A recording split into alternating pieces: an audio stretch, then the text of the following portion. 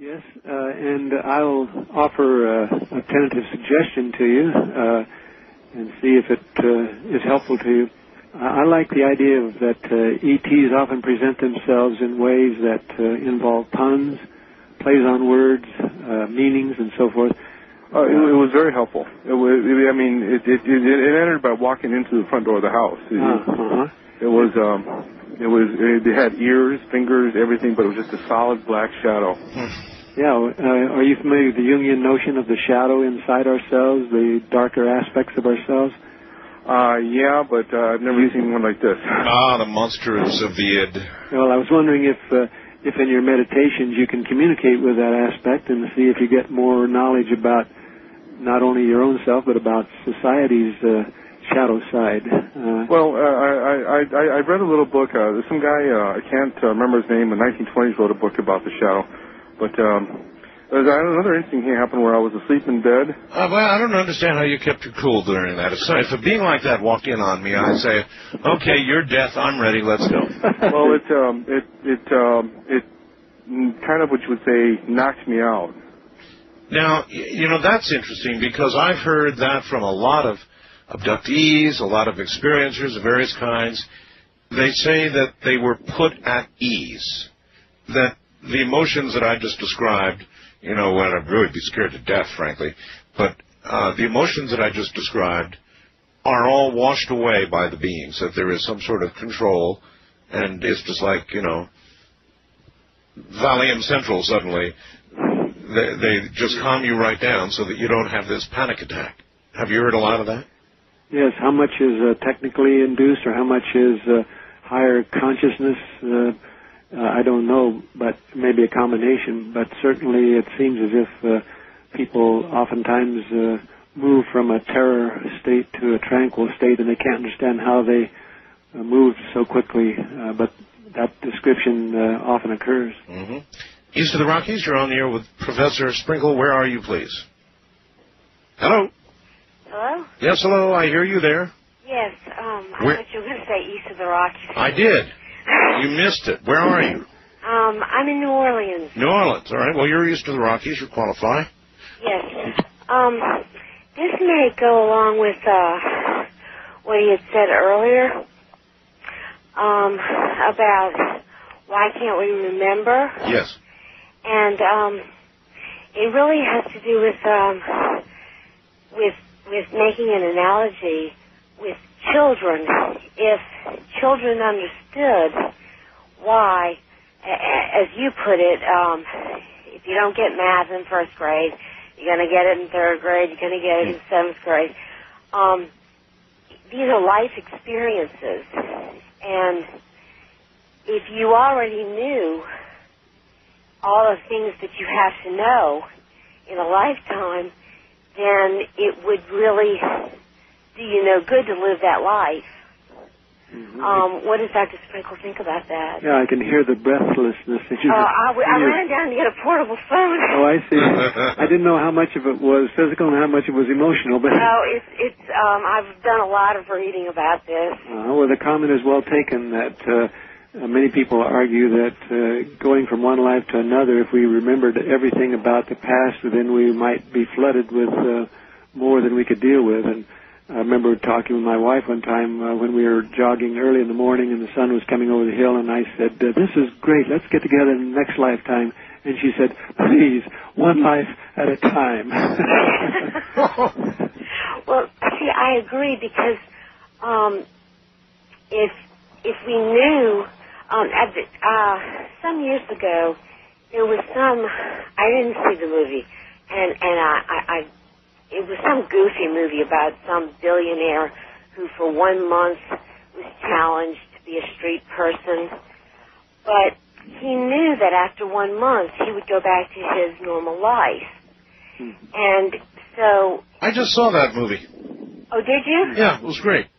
It was great. It was absolutely great. I shouldn't have said goofy. I'm sorry. It wasn't goofy. It was actually very well done. The trailers were goofy. Okay. But my point being that if you know that it's temporary, really consciously in this life, and you haven't done the meditation and you haven't done all these things, then you can get by because it's a blink of an eyelash. And so you really don't have the life experience.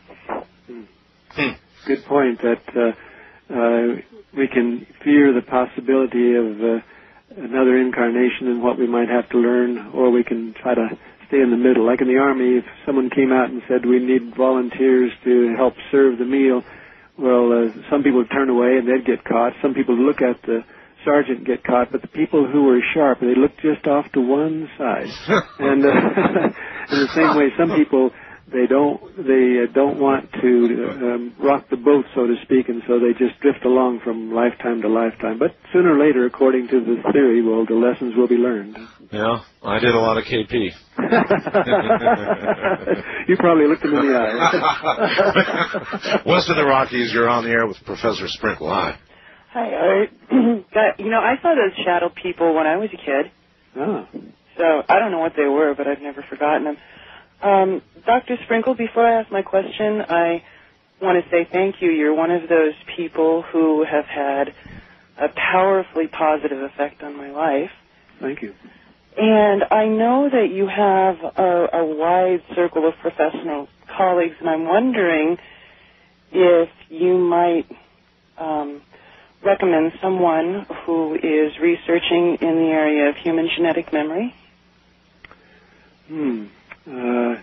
Good question, and I'm not able to recall right now, but human genetic memory. There are some people who are doing work along this line, and I'm not thinking of a specific name right now, but if you write to me 105 South 4th Street in Laramie, 82070, maybe by that time I'll be able to come up with better information. All right, that's really, really good advice, and I'm going to ask you to give out that address again. Also, your book, of course. Where is your book available, Soul Samples? It's available through Granite Publishing of Columbus, North Carolina, 28722. Is it on Amazon.com? And I believe it's on Amazon.com and other sources. If it's on Amazon.com, we've got a link to it right now. So that's one way you can get it, folks. And Soul Samples, Personal Explorations in Reincarnation and UFO Experiences. And my office address is 105 South 4th Street in Laramie, Wyoming, 82070. Okay. There are going to be a lot of people. You're going to get a lot of feedback from this program, Professor. No question about it. So it takes a while, I take it, to respond.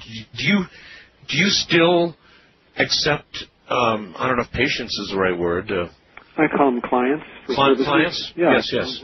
You do that? Yes, I do.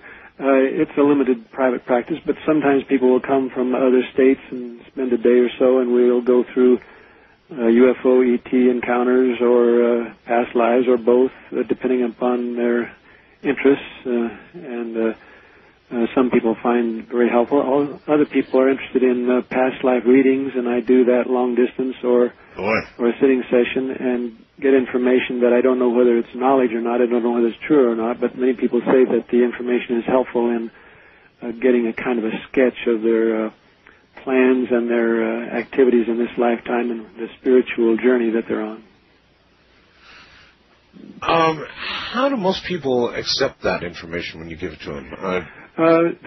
The majority of people are not certain about whether the scenarios that are described are actually past lives or not, but many times they'll say, well, I don't know whether that was, whether I was a Native American or whether I was a sailor or but still the feelings about that scenario make sense in terms of their attitudes about their family or their spouse or themselves, so that just like we could go to a movie and we could identify with the hero or the heroine, and someone might say, well, that was just a fantasy, that movie. But on the other hand, if it's well done, then we see parts of ourselves in the way the hero or the heroine handled the crisis or how they dealt with the situation. So I'm still not convinced that it's necessarily past lives, but for whatever source of information is coming through us during the session,